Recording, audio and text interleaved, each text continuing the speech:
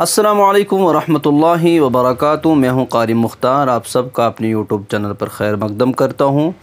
आज बहुत ही important topic के बारे में बात करने वाले हैं, वो है अलामात वक्फ़, रमूज़ अवक़ाफ़ यानी रुकने की अलामतें। कुरान करीम की तिलावत के दौरान आपने बहुत सारी जगहों पर कुछ अलामतें देखी होंगी, जैसे गोल निशान देखा होगा, ला देखा होगा, ऐसी सल देखा होगा, सल्ले देखा होगा, किसी जगह ज़ा लिखा हुआ देखा होगा आपने। तो वो जो तमाम सिंबल्स हैं, वो निशानात हैं, वो रमूज़ हैं, रमूज़ अवक़ाफ़ हैं, उनका कोई मतलब है, वो बिला वजह नहीं दिए हुए हैं।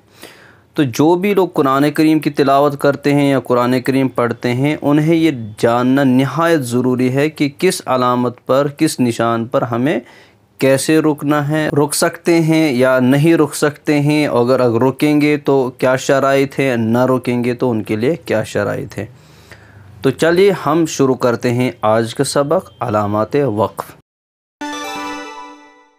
एक ये चीज़ जो नूरानी कायदा तख्ती नंबर 17 में हम पढ़ चुके हैं कि वक्फ़ करने के तरीक़े क्या हैं। 3 तरीके बयान किए गए हैं। अगर आपने वो वीडियो नहीं देखा तो यहाँ पर जो आई बटन शो हो रहा है, आप इस पर क्लिक कीजिए तो वक्फ़ करने के वो तीनों तरीक़े आप जान सकते हैं कि वक्फ़ कैसे किया जाता है। यहाँ पर हम बात करने वाले हैं कि जो अलामत हैं कुरान करीम में, जो वक्फ़ की कुछ अलामतें होती हैं, उन पर कैसे रुकना है। सबसे पहले जो आपने देखा होगा कि ये जो गोल निशान है, इस गोल निशान को आयत कहते हैं। ये गोल निशान दरअसल गोल ता थी, जैसा आप देख रहे हैं, ऐसी गोल ता थी। फिर आहिस्ता आहिस्ता ये चेंज होती गई और ये गोल सर्कल है। आज गोल निशान है हम सब के सामने, जिसके बीच में आयत नंबर लिखा होता है।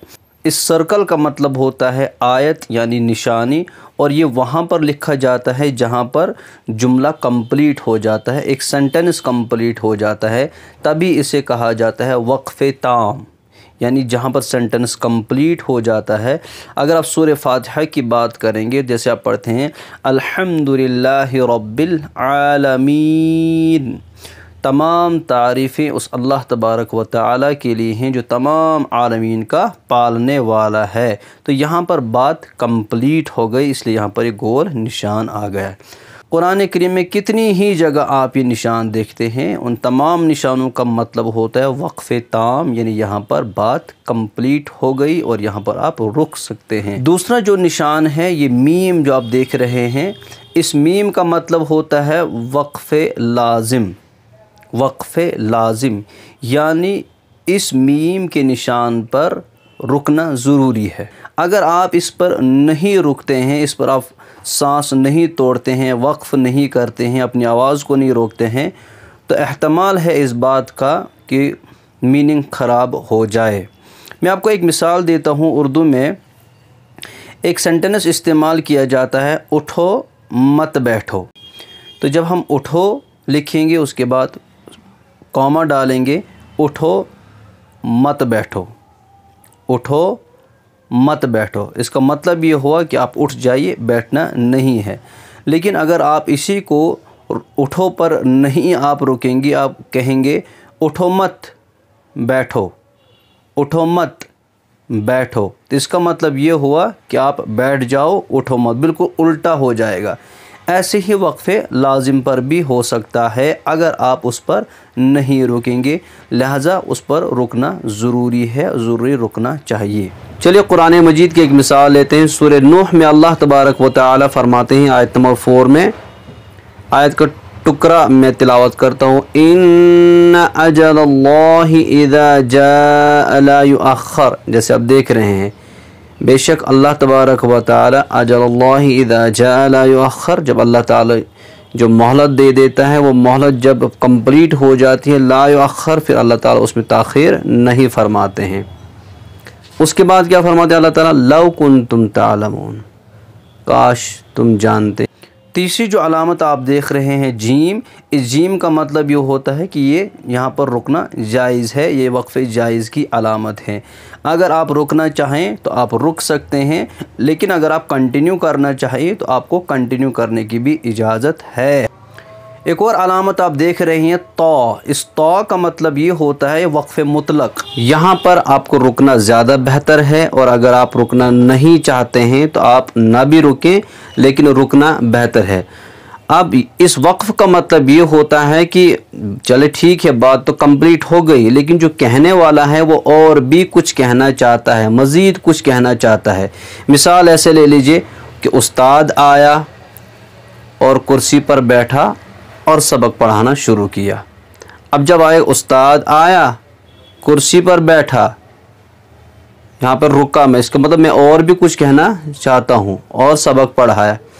जैसे हम सूरह मुज़म्मिल की आखिरी आयत में जो पूरा एक रुकू है, अल्लाह तबारक व तआला फरमाते हैं वअक़ीमुस्सलात व आतुज़्ज़कात व अक़रिदुल्लाह क़र्ज़न हसना, और नमाज कायम कीजिए, ज़कात दीजिए और अल्लाह तबारक व तआला को कर्ज़न हसना दे दीजिए। उसके बाद अल्लाह ताला फरमाना क्या चाहते हैं, वमा तुक़द्दिमू लिअन्फुसिकुम मिन खैरिन तजिदूहु इंदल्लाह, और जो भलाई भी आप अपने लिए आगे भेजोगे उसे तुम पाओगे, यानी क़यामत के दिन उसे तुम पाओगे। अब यहाँ अल्लाह ताला फरमाते हैं नमाज पढ़ो, नमाज कायम करो, ज़कात दे दो और अल्लाह तबारक व तआला को कर्ज़न हसना दे दो। उसके बाद ये तौ अलामत आप देख रहे हैं वहाँ पे, ये वक्फ़े मुतलक की है। लेकिन साथ ही साथ अल्लाह ताला और भी कहना चाह रहे हैं क्या, वमा तुक़द्दिमू लिअन्फुसिकुम मिन खैरिन तजिदूहु इंदल्लाहि हुवा खैरन व अअज़म अजरा। तो यहाँ पर रुकना बेहतर है, अफजल है रुकना यहाँ पे। अगर आप न रुकना चाहें तो कंटिन्यू करने की भी इजाज़त कुर्रा हज़रात ने दी है। एक चीज़ आप सभी याद रखेंगे, जैसे अभी तो आपने देखा इस आयत के बीच में लिखा हुआ था, सूरह फातिहा की जो आयत मैंने पढ़ी थी वहाँ पर अल्हम्दुलिल्लाहि रब्बिल आलमीन, उसके बाद लाम अलिफ ला लिखा था आयत के ऊपर। एक तो ये हुआ कि किसी कोई आयत का निशान है जिसको वक्फ़े ताम कहा जाता है, कि उसके ऊपर एक और कोई अलामत लिखी है, लाइक ला लिखा है या जीम लिखा है वगैरह वगैरह। दूसरा हुआ कि नहीं, आयत नहीं है, गोल निशान नहीं है, लेकिन बीच आयत में किसी जगह तो है, जैसे यहाँ पर था अभी, या जीम लिखा हुआ है वगैरह। जहाँ बीच में किसी जगह ये अलामतें, ये सिंबल्स लिखे हुए होंगे, वहाँ पर एहतियात की ज़्यादा ज़रूरत है। अगर किसी जगह आयत पर लिखा हुआ है, आयत पर लिखे हुए हैं ये निशाना, तो वहाँ पर बिल्कुल बग़ैर किसी परेशानी के रुका जा सकता है। वहाँ पर कोई ममानियत नहीं है जहाँ पर गोल निशान हो, सर्कल हो, आयत हो। आज के लिए इतना ही, जल्दी ही मिलते हैं आगे बाकी सिंबल्स के साथ, बाकी अलामात के साथ। तब तक के लिए खुदा हाफिज़, वस्सलामु अलैकुम वरहमतुल्लाहि वबरकातुहू।